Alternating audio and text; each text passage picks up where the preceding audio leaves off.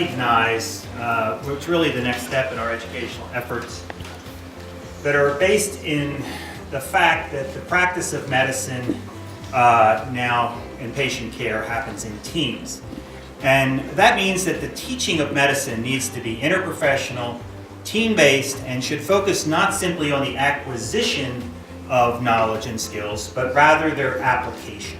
Thus, this state-of-the-art classroom was envisioned by the faculty of the college and was made a reality through the incredibly generous gift of Dr. Robert Larner. It'd be hard to overestimate the effect that Bob and Helen Larner have had on medical education here in the College of Medicine. The Larner's guide to their philanthropy now is engraved just on a plaque just outside the entrance here, and it says, "Our explicit goal is to provide the resources that allow the College of Medicine to deliver a medical education that is second to none." And I would say that their support is absolutely helping us attain this goal, a goal we will achieve. And now they've made this classroom possible, which is certainly pretty cool. Just, the audio, the visual, the technology is really pretty cool. I wish you and Helen could be here today to share our excitement and see our gratitude for your support. And I know you can't, but we are glad that your son, Gary Hann, is here, and your son-in-law, Peter Blackberg, as well. My father feels and often expresses a tremendous gratitude to UVM Medical School, which he says gave him the necessary basis for fruitful, productive, and satisfying life. So when the time came that he could afford to start giving back, he chose to help the medical students attain their dream. I'm really excited to start the TBL in this room. TBL stands for Team-Based Learning, and it's something that's really become part of my education process here. And I like the idea of it where we have to do a little studying beforehand and then get together with a group and apply some of the things that we've learned. And this room, the design of it is really just going to be a lot more conducive to that, where you have different sound effects, and I'm very excited to be able to kind of see how I can learn in this room. This room seems like it sort of exemplifies the current paradigm of learning today. Even though we're going to have 120 medical students in this room, in groups of 6, all talking together at the same time, trying to work out the same problem. The room, the acoustics in the room, and the white noise that's been installed makes this, and you're isolated. This group is isolated from that group.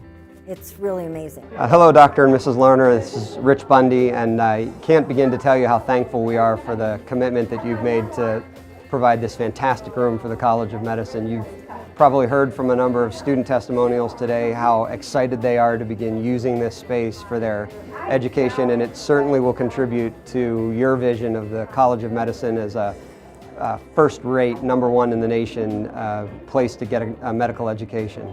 President Sullivan and I are going to be in California at the end of December, and we really hope to be able to see you, and we'll be in touch with more details about that soon. But until then, let me thank you again for this really wonderful commitment. Thank you so much.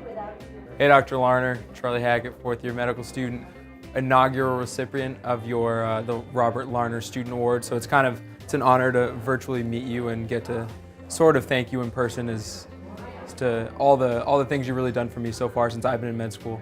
And it's beautiful to see the opening of your room here, to meet a little bit of your family at lunch today. It's really been a great opportunity for me to get to know a little bit more about you, and to really get to see this place open and see the effect that you're going to have on generations of students to come. So it's a really special day.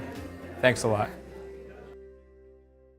I'll pass along one quick story which I think epitomizes my father.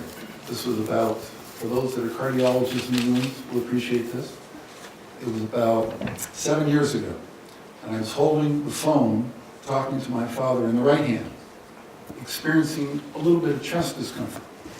So I asked him, and I said, is this something I need to worry about? And he says, what hand are you holding the phone in? I said, in my right hand. Put the phone in your left. Is the phone in your left? Yes, the phone is in my left. Put your right finger up in the air. He said, all right. Is your right finger up in the air? I said, yes, my right finger's up in the air. He says, put it right where it hurts. I said, okay, is it right on the place where it hurts? I said, yes, it's right on the place where it hurts. Now press. I said, okay, does that hurt more? I said, yes, you're fine. And you Thank you very much.